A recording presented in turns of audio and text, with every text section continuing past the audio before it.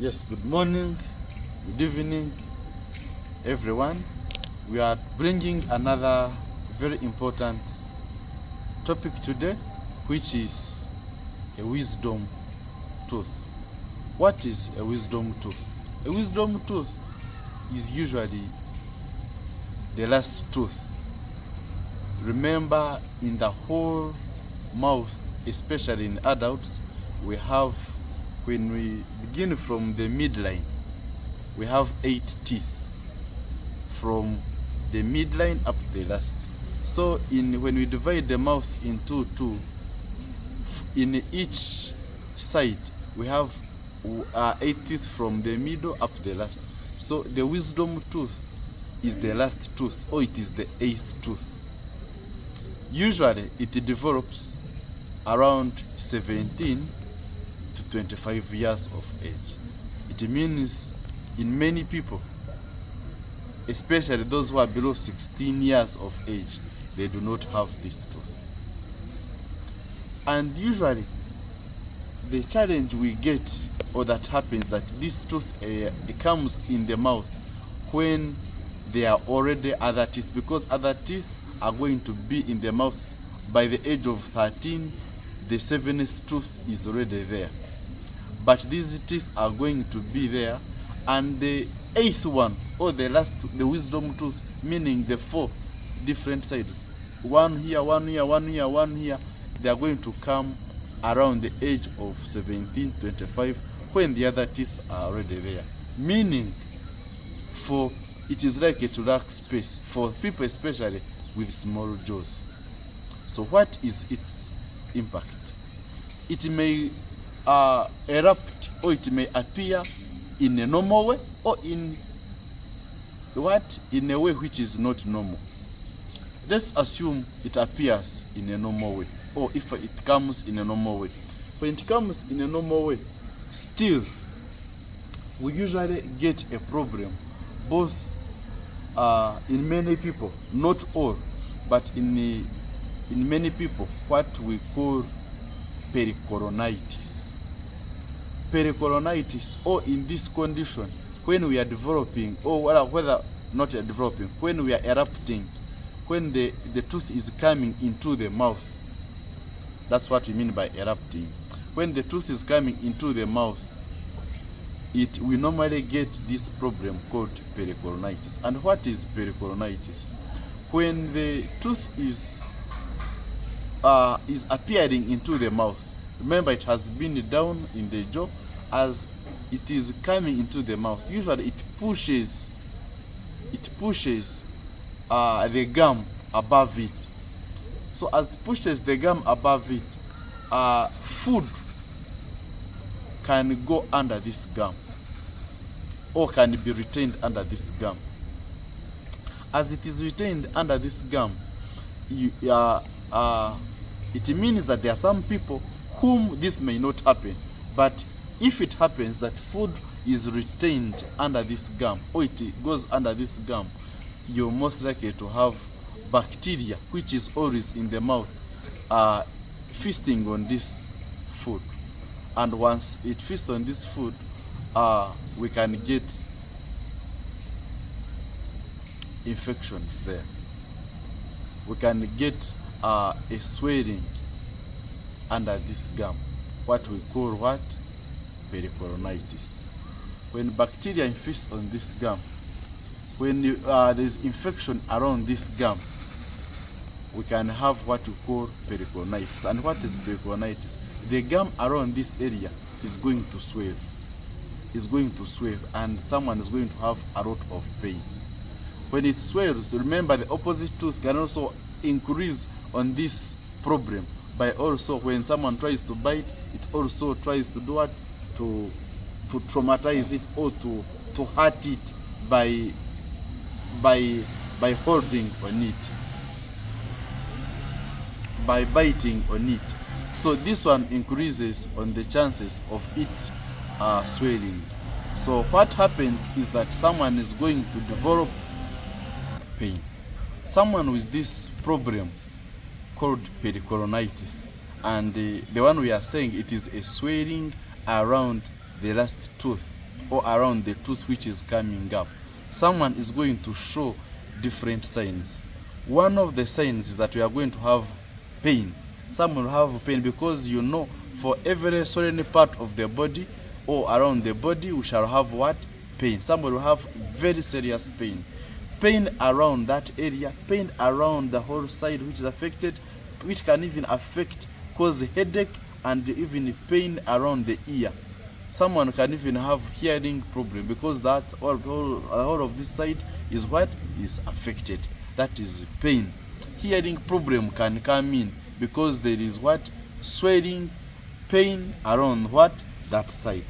We can even have a problem with the bad breath. The reason of bad breath because under this gum there is food which is retained there or which has been there, and someone will not brush well the whole mouth because of what?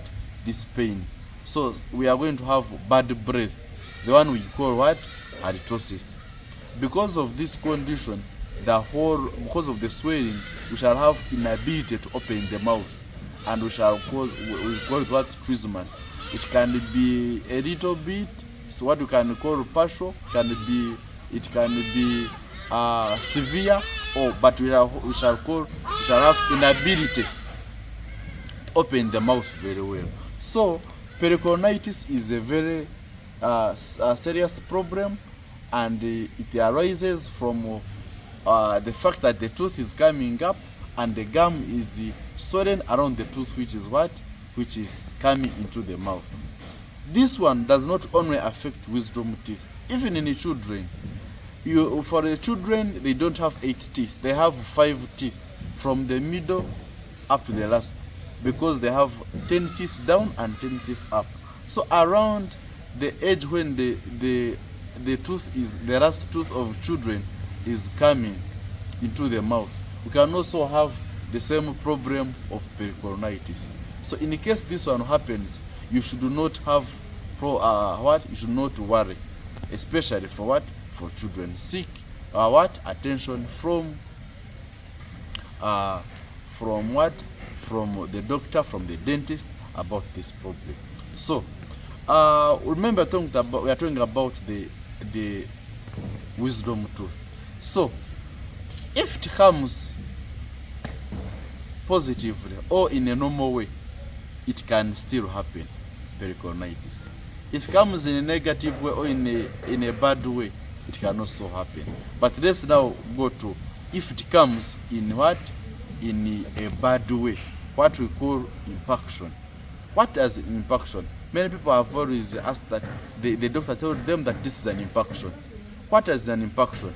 An impaction is when the tooth, usually any tooth can be impacted or any tooth can grow abnormally, but impaction, we are meaning a tooth growing in a way that is not normal. It can usually the tooth is sleeping. The one which is normally impacted is this wisdom tooth, especially the lower teeth. The upper ones can also be impacted. Any tooth in the mouth can be impacted, but usually it is the last tooth, which is the wisdom tooth, especially the lower ones. So what happens? What are the types? Sometimes can be impacted, or it can be sleeping in the jaw horizontally, or sleeping like how the jaw is made, sleeping, that we call it horizontal impaction.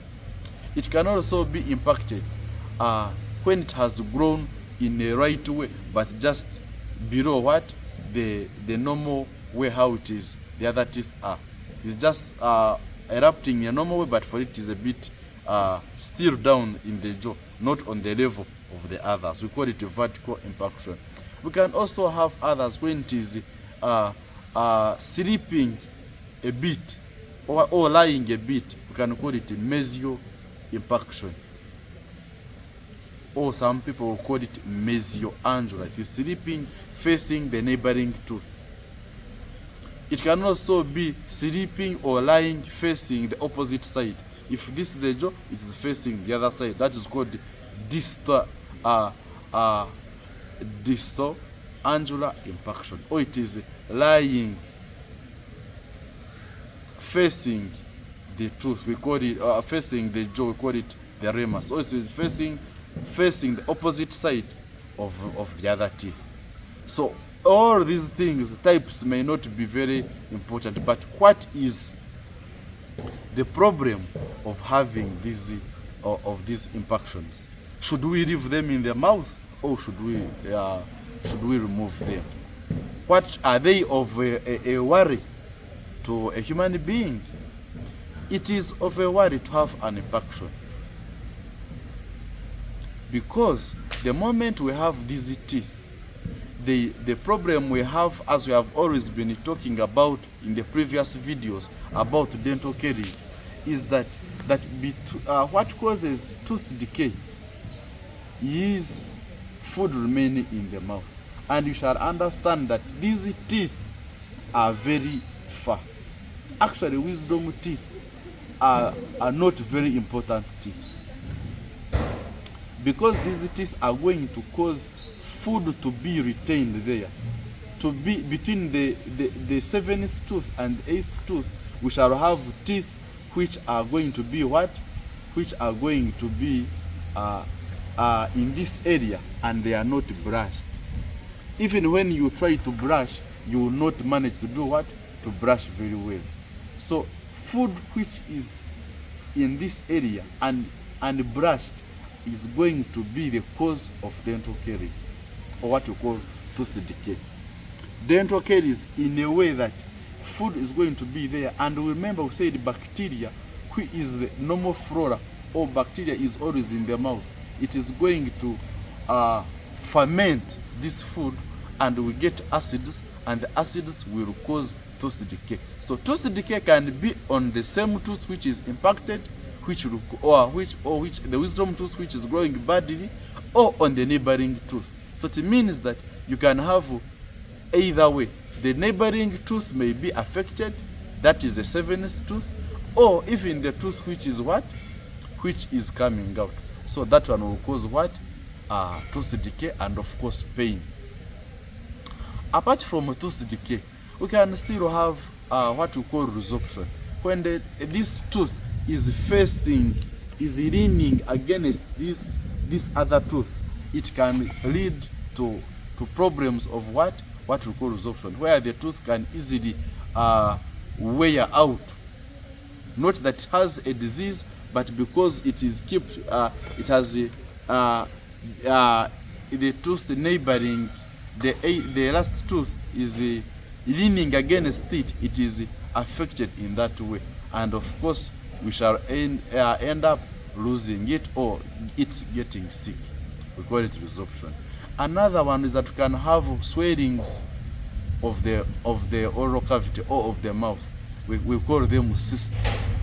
When we have teeth in erupting teeth which don't erupt very well, we can have what we call cysts, as I have seen in this diagram, which can end up being a big problem to a human being. Of course, that we can also have what we call pains.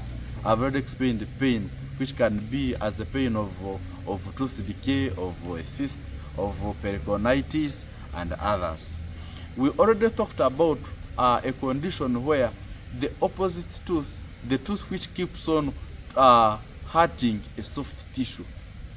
If we have a tooth, or a part of the tooth which keeps on hurting a tissue, we may end up developing what we call traumatic fibroma. That one we talked about it long time.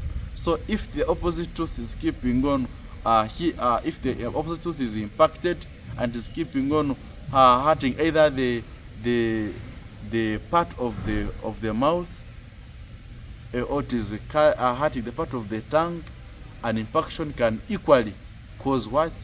Such a problem. So now, having seen all those things, an impaction may not be very good. Actually, it is good. It is not good at all. What could be the solution for this last tooth, or this wisdom tooth? The wisdom tooth, one is that we recommend you to remove it. A wisdom tooth should be removed. Why should it be removed?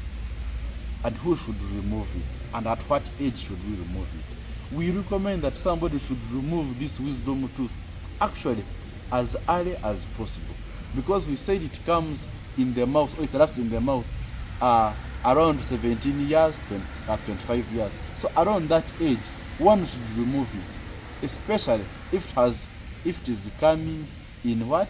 In a bad way. One should remove it. Actually, in the developed countries, people remove these teeth, especially after explaining these problems to the one with what? With such an impaction. On routine checkups, you should have routine checkups on an X-ray at least every year. Someone should check.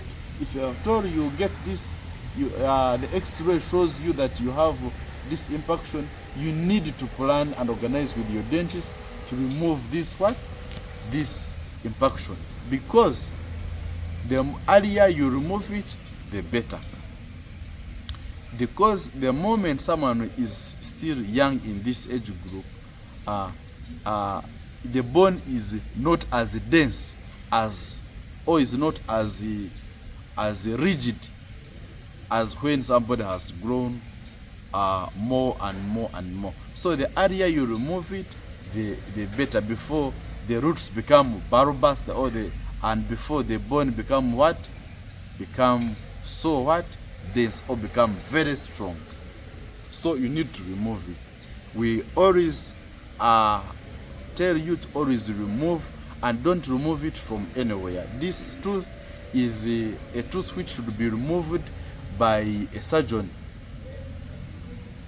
what we call a maxillofacial surgeon, because this tooth is lying under the nerve. So in case they remove it badly, it can be a problem, because it's under the what? The nerve. So you need to remove it.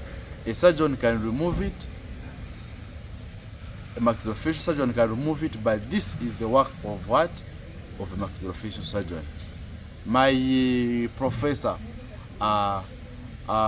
Bira, is very good at this, and other maxillofacial surgeons in different countries, they are very good at doing this. So you need to think of getting a specialist to remove this what? This tooth. Another thing is that if it has grown in this way, you need to think of brushing very well.